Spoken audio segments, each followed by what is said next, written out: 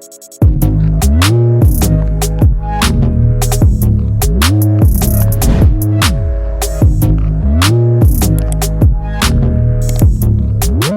tout le monde, c'est Seynabou. On entend souvent qu'il faut suivre sa vraie nature, être soi-même, être authentique. Qu'on est tous uniques et que chaque personne a quelque chose de spécial, un talent, un don ou une qualité que personne d'autre a. Et qu'il faut cultiver ça chez soi. Mais c'est dur à faire parce que depuis qu'on est enfant, on nous apprend à respecter des règles, à se fondre dans la masse pour être accepté de tous. En gros, être comme tout le monde, et en grandissant, surtout à l'adolescence, on a envie d'être accepté et de ressembler aux autres. On est plus influençable, donc on est plus facilement manipulé par les médias et par les réseaux sociaux, ce qui fait qu'on veut encore plus ressembler aux autres. Et petit à petit, le être soi-même, le soi-même, on sait pas qui c'est, on sait pas qui on est, on sait pas ce qu'on aime.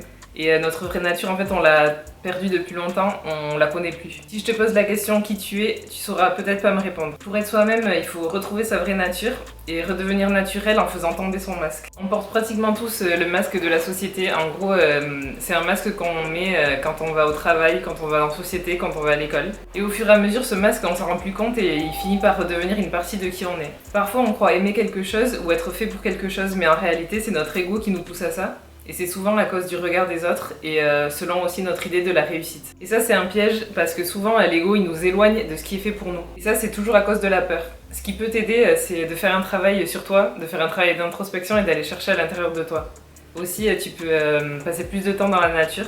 En fait, le fait de passer du temps dans la nature, ça va t'aider à t'ancrer et à te reconnecter à la terre pour pouvoir être plus équilibré. Comme ça, petit à petit, tu vas te redécouvrir, mieux te connaître et tu vas vraiment vouloir être toi-même, affirmer tes idées, t'exprimer, vivre en accord et en harmonie avec qui tu es. Voilà, faire ce travail de redécouvrir ta vraie nature, ça va te permettre d'être clair dans tes idées, dans ce que tu veux. Tu vas chercher à être toi-même, mais au bout d'un moment, ça va bloquer parce que si tu cherches à vraiment être toi-même, cette personne qui vit une vie qu'elle aime, qui fait ce que t'aimes dans ta vie, qui fait tout le temps ce que tu as envie de faire. Mais en gros, pour être ta meilleure version, il faudra ne pas être toi-même parce que justement, le toi-même de maintenant, il a pas ou elle a pas ce qu'il faut pour être ta meilleure version encore. Peu importe ce que tu cherches dans ta vie, il faudra développer tes capacités. Ton mental, là je parle plus de la discipline. Il va falloir te débarrasser de tes croyances limitantes et de tes peurs qui te freinent le plus. Et surtout, développer l'amour propre. Quand on s'aime vraiment, on peut tout faire.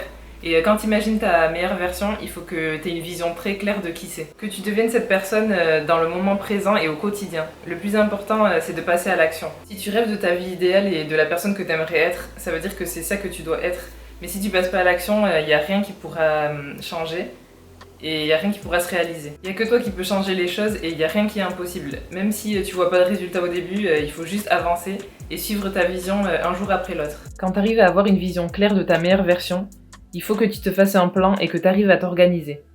Ton objectif, il doit être clair et il faut vraiment que tu connaisses les prochaines étapes que tu vas devoir prendre. Si ta vision, elle est pas claire, tu auras du mal à passer à l'action et tu vas remettre les choses à plus tard. Je pense que tout le monde mérite de se sentir bien dans sa vie et de pouvoir être soi-même sans peur. Mais pour ça, il faut que tu le fasses toi-même. C'est ta vision qui doit te faire avancer. Plus tu vas franchir les étapes qui mènent à ton objectif, plus tu pourras changer les choses quand ça te conviendra pas. Et petit à petit, tu vas devenir cette meilleure version. Pour être vraiment soi-même, il faut connaître ses besoins et suivre son intuition. Souvent, nos besoins, soit on les met de côté, soit on les connaît pas.